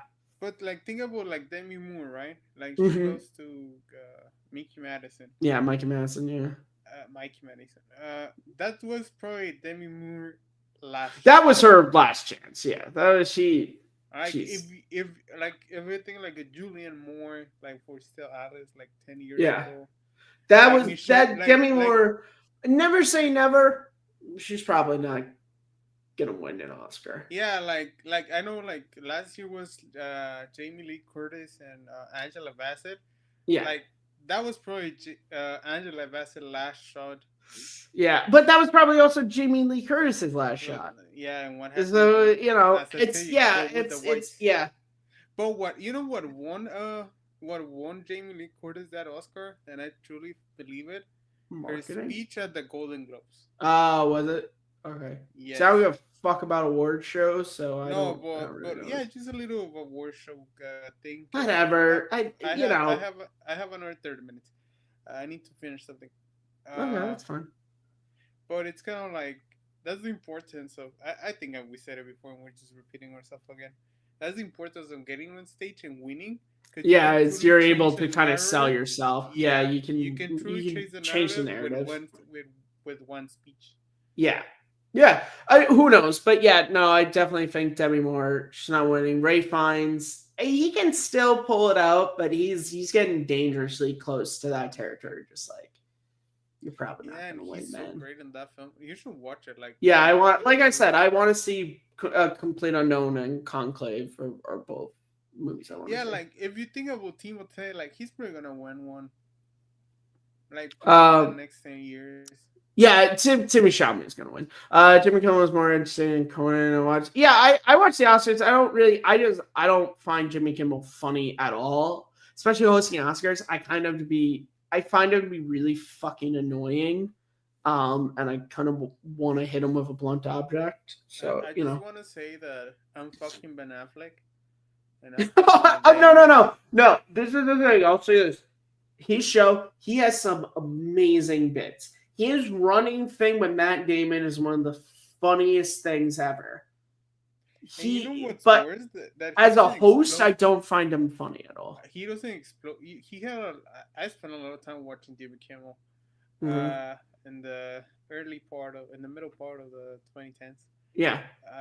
But he doesn't explode those anymore. Like he doesn't do more sketches and stuff. No, he doesn't really do that. He's probably trying to not get canceled. Even though, I'm sorry, dude, the Man Show exists. If people want to cancel you, they can just pull up any episode of that show.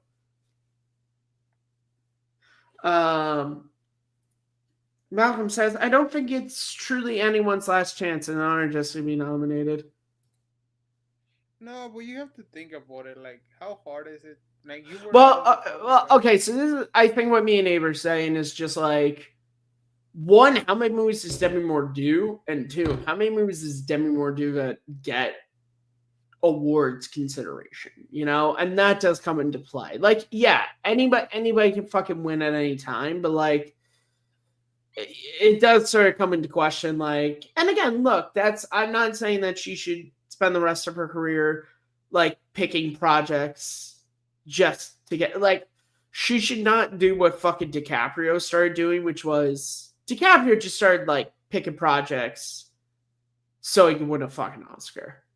Like, you know what I'm saying? Like, he fucking picked The Revenant and was like, yeah, I'm gonna sleep in a fucking horse. That way I can win this Oscar, even though fucking Michael Fassbender should have won that year for Steve Jobs over him. Like, I'm sorry, he should have. But again, is it on him? Yes, it definitely is. Because it's like, but more of a fucking honor to win the award. Actually, just watch Sam Jackson talk about it on Graham Norton. Okay. Think about this. Like you mentioned Michael Fassbender. He had a little run of probably 5 years that he got 12 Years a Slave. 12 Years a Slave, Steve Jobs. Yeah, and he probably got A Little High for Shame, which was 2011, and then he just disappeared from that Oscar spotlight. So you have to really get your window, Yeah, you get your window and you have to exploit for an Oscar, an Oscar, Well, look at Harrison Ford. Harrison Ford, one nomination in his whole career, and that's it. And you almost feel like he almost was like got the nomination and was like, fuck it, I don't really care. I mean, don't talk about that thing.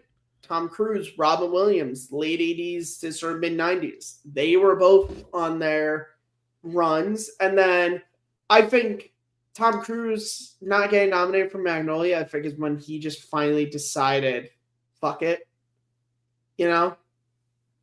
Malcolm, the Oscar nominations could help give her a career resurgence. Again, never say never. Never say never. But I agree with Malcolm's point on that way. But yeah, it depends on if she wants to do that. Chance? Yeah, but what's the chance of one of those movies gonna give her a role that's gonna put her in that? Michelle Yeoh. Well, maybe Michelle Yeoh would already won the Oscar, but her roles, Wicked, and what else? She's like Jamie Lee Curtis too. what's she doing? Freaky Friday again, and like Yeah, they don't. no, Push it you know, and again, look, the danger is when you pick these movies that are Oscar baity, sometimes it works, but then sometimes it doesn't.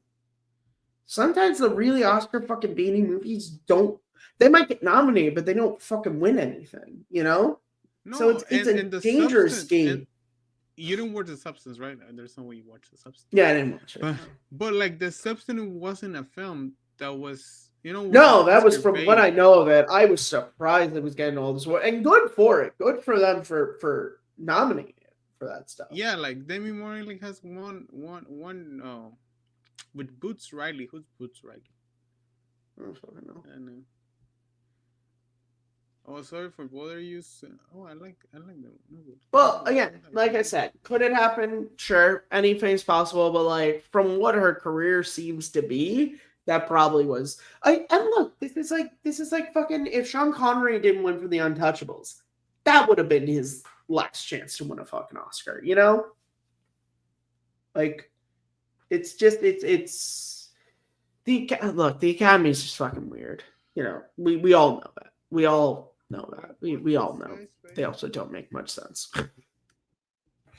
like Glenn Close. So after The Wife, she does this movie with Amy Adams, Hillbilly Ailey, something like that.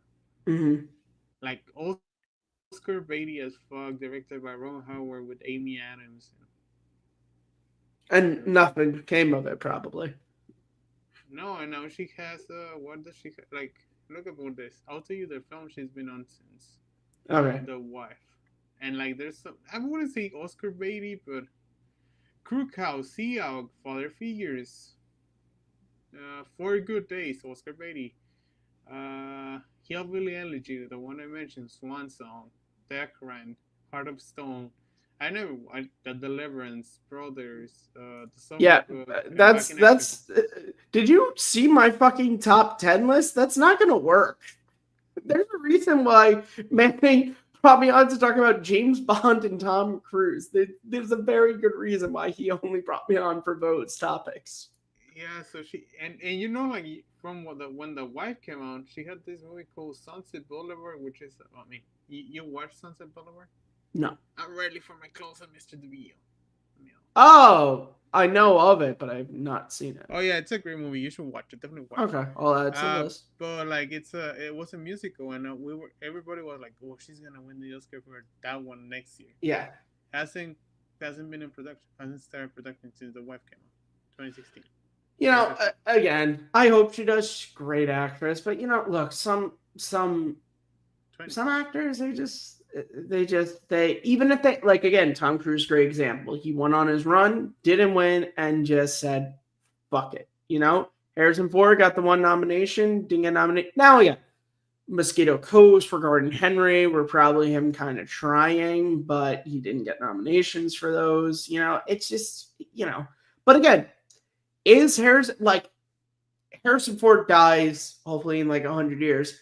Are we going to look back and be like, oh, well, he never won an Oscar. I guess what a waste of a career. Fuck no. We're not going to look at Demi Moore or Glenn Close as their careers being lost if they never win an Oscar. Fuck no. It's just, it is nice to win. But I do also agree with the sentiment that like the Oscars is supposed to be for the best performance of the year, not for who's had the best career. You know? Is it nice sometimes when you get a Jamie Lee Curtis, like this is a nice celebration of your career? Or Sean Connery, yes. 100% yes. But then you get into the like fucking Al Pacino went in for Scent of a Woman, and you're like, really? What annoys me the most about that is he was also nominated that same year for Best Supporting Actor for Glenn Ross. He should have just won for that. Scent of a Woman is such a fucking try-hard fucking Oscar movie. He should have just won for Glenn Ross. Even though, honestly, if we're being honest here, the person who should have been nominated for Best Supporting Actor for that movie was Alec Baldwin. He has one scene, but it's the best scene in the fucking movie. He probably should have been nominated for that. Oh, you never. It's fucking good. Fucking good movie, man. Glenn Ross. Recommended highly. Now I'm curious. who he was nominated against Who? for Pacino for actor that year. Don't tell me.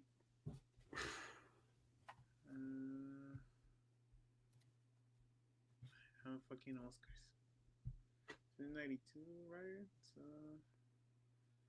7, so it's 91. Yep.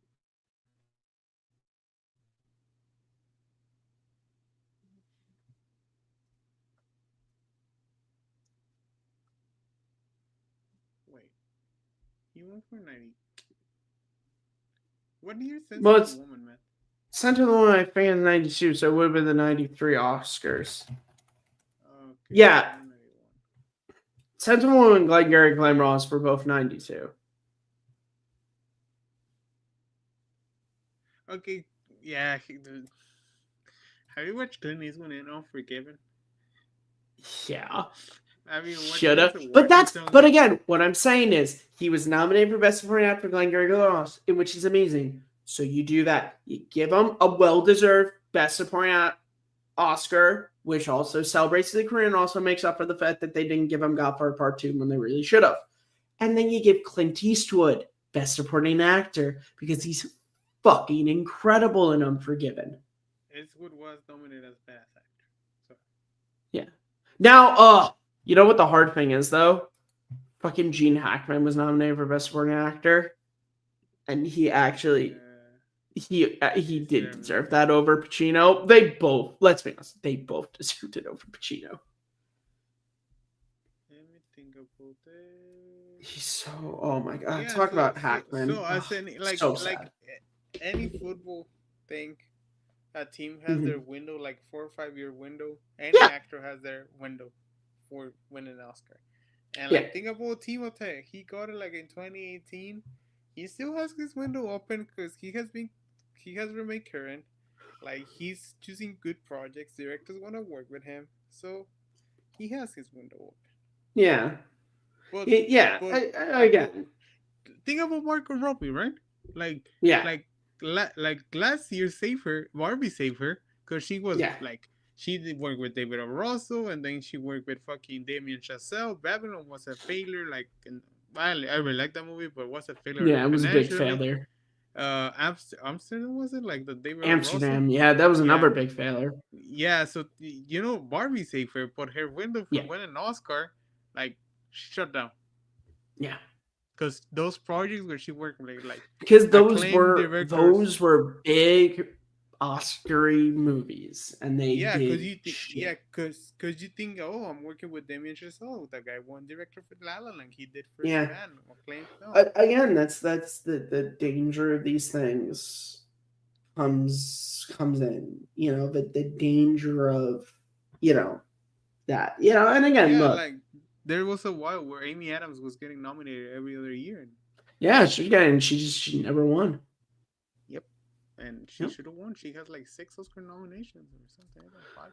Yeah, no, again, it happens. It sucks, but hey, look, it is what it is, and again, like I said, there are a lot of actors who never win Oscars we still celebrate the group, but it is nice.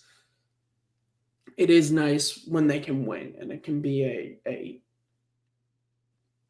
acknowledgement sometimes of not just the performance you gave, but also a career you've had. Yeah, so she was nominated in a span of 8 years. She was nominated. Well, you want to put 13 years? She was nominated 6 times. So every other year she was nominated. Yeah.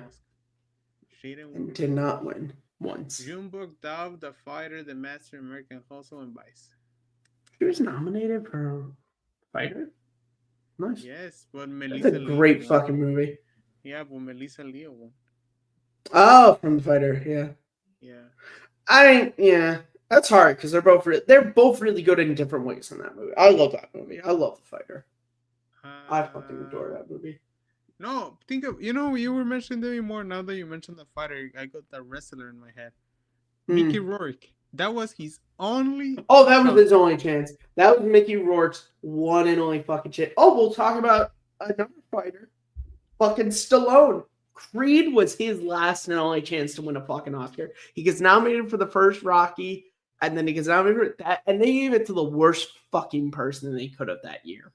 Mark Rylance and Bridge of Spies. No. That's a great performance. But it's not better than Ruffalo in Spotlight or Stallone in Creed or Bale in The Big Short. I will argue. I would have given it to Mark Ruffalo that year. Like that was this is the thing. I'll say this: if Ruffalo won, I would not have been as upset because I thought Ruffalo was incredible. I think Ruffalo probably should have won for Foxcatcher. I think he's insanely good in that movie. Yeah, think about somebody like you mentioned Foxcatcher. Steve Carell tried really hard for a while. Yeah, he was. Yeah, tried with that really weird. Foxcatcher is dude. So I didn't know. I didn't know anything about the story Foxcatcher, and when I watched that movie, the ending just fucking broke my heart. Yeah, but I think I already had a rant about this. Hey, Bennett Miller, what the fuck are you doing? Like, you haven't released that movie in 11 years, motherfucker. I'm waiting. Give me fucking something. I mean, I've only seen 2 of his 3 movies, but the 2 movies I've seen of his are just fucking incredible. So yeah, that's the fucking problem. Make a fuck. He did Capote. He did Moneyball. He did Foxcatcher. What the fuck are you waiting for, motherfucker? Start making for another good films. movie. Like I know you're rich and stuff. Make art, motherfucker. You're a great artist. Get to work. He's a great filmmaker. I need you. I need you. But oh my god, Foxcatcher fucking just destroyed me. Yeah, I love that movie. I love it too. But I not knowing anything about it, the ending just like broke my heart in two. You know who I was gonna run against? I was gonna vote Alexander Payne, but then I remember the holdovers, and I was like, "Oh, okay. Great movie." Yeah, we love the movie. that was our both of our favorite number ones of 2023. So Bennett Miller, what the fuck are you doing? What the fuck are you? What is he? Is that just was Foxcatcher the last thing he did? Yeah, man. 11 years ago. Like feature film, yes. Jesus. So what the fuck is he even doing? Oh, he has an upcoming movie. He's doing a freaking Christmas Carol thing. What the fuck is that? Chris, it looks like he's directing an adaptation of Christmas Carol. God, all right. You're spending all the fucking artistic products of you in a fucking remake of an old story that of course it works perfectly because it's a classic fucking story. It's an incredible story. You can tell forever until the end of man. But like, come on, Matty. You can tell the story forever till the end of man because unfortunately it's a story that has unfortunately because of our society has remained current. The story of how you can choose to be selfish and look inward and all this, or you can be selfless and how, but also how you're not trapped. You can every day you can make choices to be better than you were the day before. That's the whole some of that story is he sees his past and his present and he sees the future that he could have because of this, but he learns that he can start changing now to be better tomorrow. What's your take on this director's telling great stories that were told before? Let's say like it's still like just put a little example. You know, Steven Spielberg that West Side Story, right? You're like, yeah, fuck. And he did it great, but now that's probably my favorite movie musical. So. Yeah, now Guillermo del Toro is in Frankenstein take. And do you wish that I don't know what's your take on Guillermo del Toro? I don't remember. Do you like him? Yeah. Yeah. I wouldn't say he's one of my favorites, but he's interesting. But do you wish those directors would spend more time on like new ideas and stuff that they're capable of? Yeah, okay, it depends. So, like with West Side Story, as someone who Spielberg is my favorite director, I know that he has always wanted to direct a musical. So, him doing an adaptation of West Side Story, I thought was great, and I was like, yes. And he did it up. It is better than the original film. Like I said, it's probably my favorite movie musical. It's incredible. Del Toro doing Frankenstein. That is one of those things where I'm like, because he did, am I misremembering? He did Shape of Water, right? Yes. So, Shape of Water is sort of a creature from the Black Lagoon, kind of, but it's not. It has shades of that, but it's not. And I'm like, why don't you just do that with the Frankenstein story? Just do a movie that has shades of it, but is kind of original. You don't have to just, and look, the original Frankenstein is probably my favorite horror movie. The 1931 film, because I think it's incredible. It's such a great fucking movie. But it's like, yeah, and look, I know that it's not faithful to the book, it changes a ton, but like, it just, you don't have to do just a fucking adaptation like that. I'm more interested in Christmas Carol from someone like Bennett Miller. Way more interested in that because I just think Del Toro. I think he's just. This is gonna sound weird, and it's not me saying Miller isn't, but like I just think Del Toro is kind of. We've seen it with Shape of Water. He's above just having to do a straight up adaptation of the Frankenstein story. Doesn't mean it won't be good, but it's just like he's above. Oh yeah. But in my ways, like you're so creative and powerful. You don't need to retell the stories. You have a lot more to tell. Do what you did with Shape of Water. You can take shades of that story and make something new. George Lucas, that shit, man. Take shit you like, put it in a fucking blender, and just make something new. Yeah, did you see the news of a Cliff Booth movie? I did, and Once Upon a Time in Hollywood was my favorite Tarantino movie. I don't know how to. I feel like it's wrong. That was a one and done movie. No, you know what fucking messes with me? It's fucking David Fincher directing, man. Yeah, talk Tarantino's about writing the script, but it's Fincher is doing it, and talk about what combo, man. Like you no, could have I one know, of but like okay. No. Let me go. Yeah. I'm not saying I like that, but it's such a weird combo. Like one of the most like greedy thriller directors, like David Fincher, meticulous guys, and one of the most prolific talent. Well, I don't know if talented because you have your choices. Writers in Tarantino, and then Brad Pitt put in. It's like a whole package that you don't think. Like on my head, that doesn't work. Like. Unless you're Robert Rodriguez, you likely won't get Tarantino's character. Like I doubt like David Fincher is gonna tell how Tarantino characters speak. Fincher had obviously worked with Brad Pitt, so there is a relationship they have.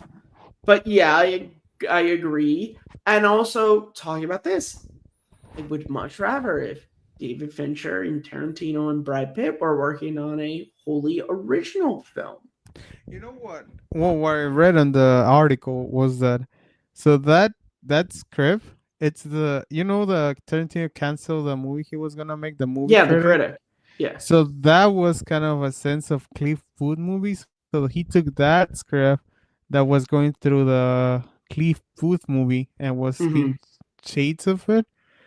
So that's the backbone of this new movie. So that brings up an interesting question. Do you think Tarantino shot himself in the foot with this whole 10 movies thing? Yes. Yes, because I'm like, how many great movies are we not going to get from him because it goes... First of all, he already has 10. I don't care if he does. Says that. Yeah. His bullshit with, oh no, Kill Bill is one movie, blah, blah, blah. It's like... It's 2. Yeah, but they were released as 2 movies, so you already have 10. Yeah, like fuck off. Like you already have 10. You're gonna have 11. Yeah, like, and also I hate that people. Dude, I found the first 3 of the 3 Lord of the Rings as a one movie. He said it years. Oh, me too. Yeah, people they're like, oh, what's your favorite movie? Oh, the Lord of the Rings trilogy. no, which is your favorite? Oh, the Lord of the Rings. It's like it's not. Those are 3 fucking separate movies. Yeah, fuck off. I don't I care. love the Back to the Future trilogy, but the Back to the Future Part 1 is my favorite. No, and also like, oh, they were shot back to back. Still 3 movies, man. Still 3 movies. Still 3 Great. movies. Back to the Future Part 2 and 3 were shot back to back. Still 2 separate fucking movies. Exactly. And that's okay. Look, I love Star Wars, but my favorite movie is The Empire Strikes Back. Do I love the first 6 movies pretty much equally? Yes, but The Empire Strikes Back is my favorite. Yes. Like fucking Harry Potter. Oh, it's like, no, motherfucker, there's 8 separate movies. Pick one. Yeah. I just think Tarantino shot himself a foot. And honestly, no one is going to judge you if you go, look, I was really young when I said that. My career kind of even barely happened, so I didn't even know what I would do. Now I'm here, and I'm just like, I just have these stories I want to tell, and it's going to encompass more than one movie. Great. Don't deny us a great movies because of this shit. Because that's what's going to happen is we're going to get him being like, oh, I'm going to do this movie. And then I'm going, do I really want to end my career? And then it's just like, once he does his 10th movie, what does that mean? Is Tarantino just going to fucking give up? No, well, he says that he wants to do TV and stuff. Yeah, man, but the way you know how to tell, I'm not saying he's not talented as a writer, novelist, or whatever. Yeah. Like, the way you want to tell stories. I did like the novelization of Once Upon a Time in Hollywood. I didn't read it. But once it's weird. I'll tell you afterwards. It's weird. But once you tell the that's the way you know how to tell a story. I was thinking when he was talking about like this was again when he revealed the credit. I was like thinking of like what his final movie could be, and you can tell me that I'm an idiot, but I'm like, I would be fascinated if he sticks with this 10 thing.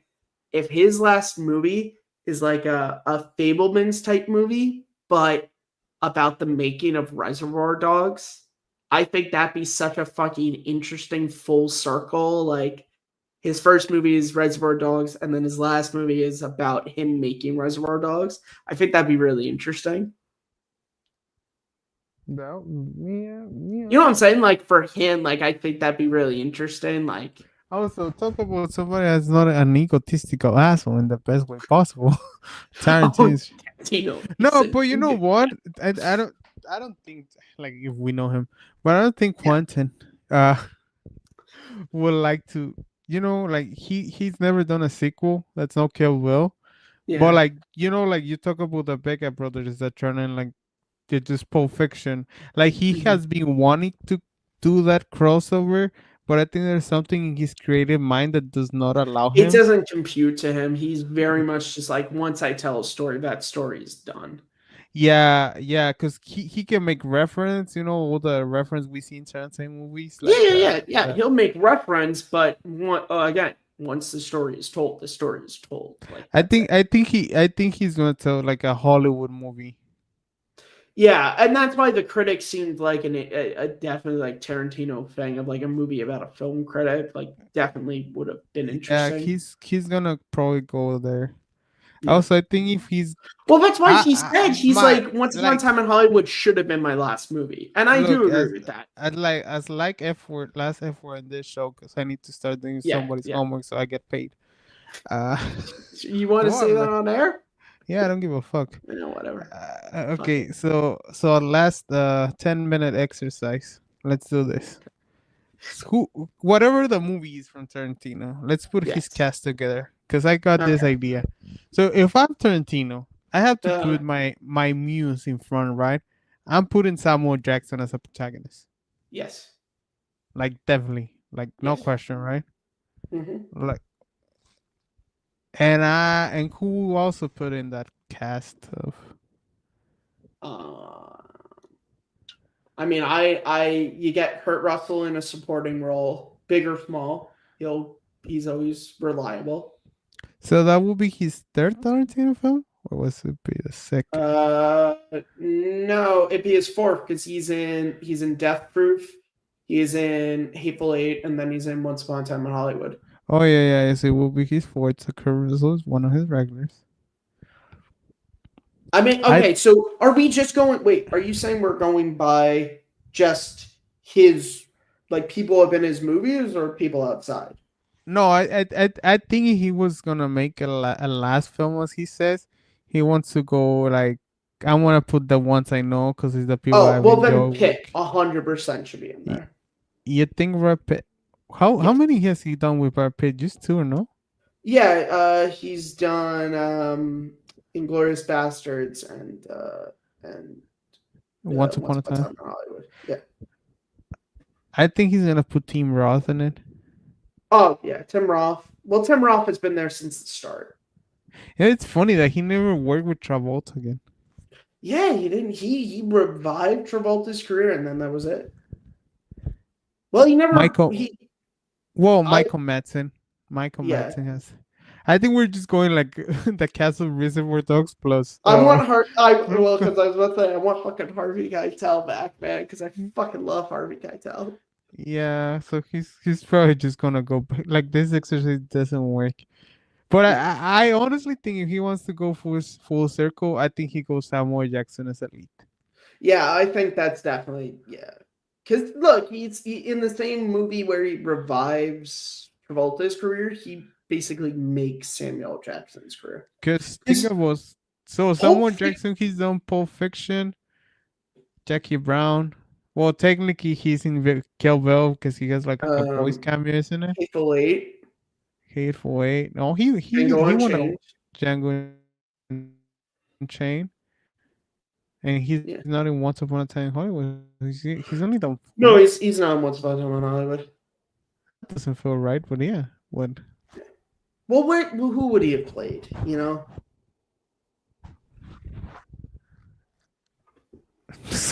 Of course, who would have played like in the 60s? I mean, it's not trying to be mean, but it is like who would he have been? You know. No. Yeah, but talk about Tarantino making careers. Like Sidney Sweeney's big right now. Mickey Madison just won an Oscar. Like fuck, man. Like, they were Manson. Austin Butler was one of the Manson kids too. Yeah, Margaret Qualley's. It's in the. What's her name? In The Substance. Fucking Uma Thurman's daughter. I can't think of her name. Maya Hawke. Yeah, Maya Hawke was in there. Yeah, so that whole cast of Once Upon a Time in Hollywood, like, literally, welcome to Hollywood, man. Yeah, and what a fucking way to start. Oh yeah, Margaret Qualley. Did you say her already? Yes. That's one. Yeah. Great feet.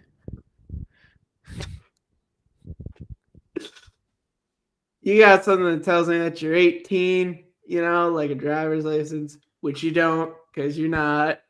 What I'm too old for is to go to jail over poontang. Prison assistants are trying to get me my whole life, and when they do, it's not going to be because of you.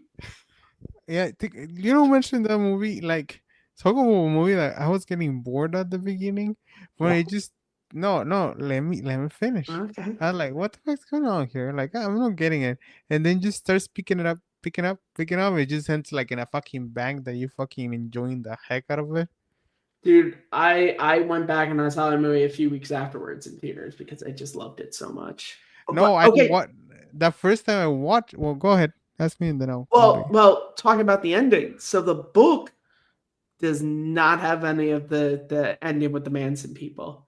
It literally ends with oh my god. Why can I not figure DiCaprio's character? Rick. It ends with Rick on the phone with the little girl talking about like the scene and all this and how like great you are and blah blah blah. And then it literally just ends with it being like they did the scene. It was like the greatest scene ever shot. Like, and that's no mention of the attack on them or anything. I thought it was so weird that like it just ignores all of that. You know what? Now that you mentioned, like, you remember Tom Cruise was being rumored for that? Was he? I don't remember. Yeah. So in a while they were trying to find two actors like pairings, and he had different pairings set up. But it just happened that he can just go with the biggest stars of the 2000s. Well, yeah, because you're Tarantino. Well, so he would have. Now the question is, would he have been Cliff Booth or would he have been Rick? No, he would have been Cliff. Okay. I can see it. I think Pitt's a better choice, but I can totally see it. With, Well, I just wonder who would have been like Rick, because he who says would that have he been had. his Rick? Yeah, he had pairings, so. But Yeah. if you're a studio exec and Tarantino walks in, I can give you the DiCaprio Pitt.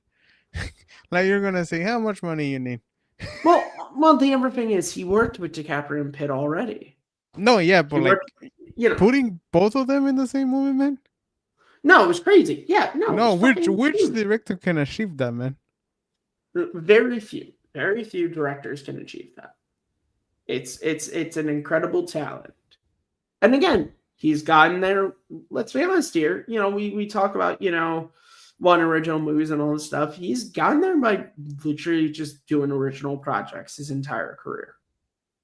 With a lot of reference. Like we said, he has one sequel, which he doesn't even claim to be a sequel. Yeah, which a lot of reference and stuff. But yeah, he's just original work and tells you about the level of talent he has. Yeah, that he is. I would be curious. Like he probably has, but like a movie directed by him that's not written by anybody else.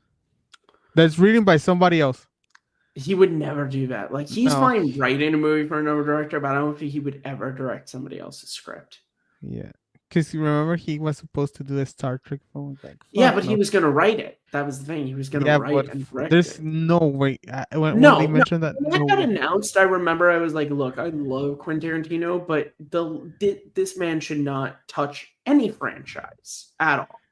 No, and as we mentioned, like, why would you waste that amount of time and talent why exactly? And you know what the thing is, too? Like, I know that like studio they would not be giving him carte blanche to just make whatever Star Trek movie he wanted. Paramount would literally be like, "Yeah, can we see that script there, Quentin? Yeah, we're not gonna have. Yeah, we're not gonna do that.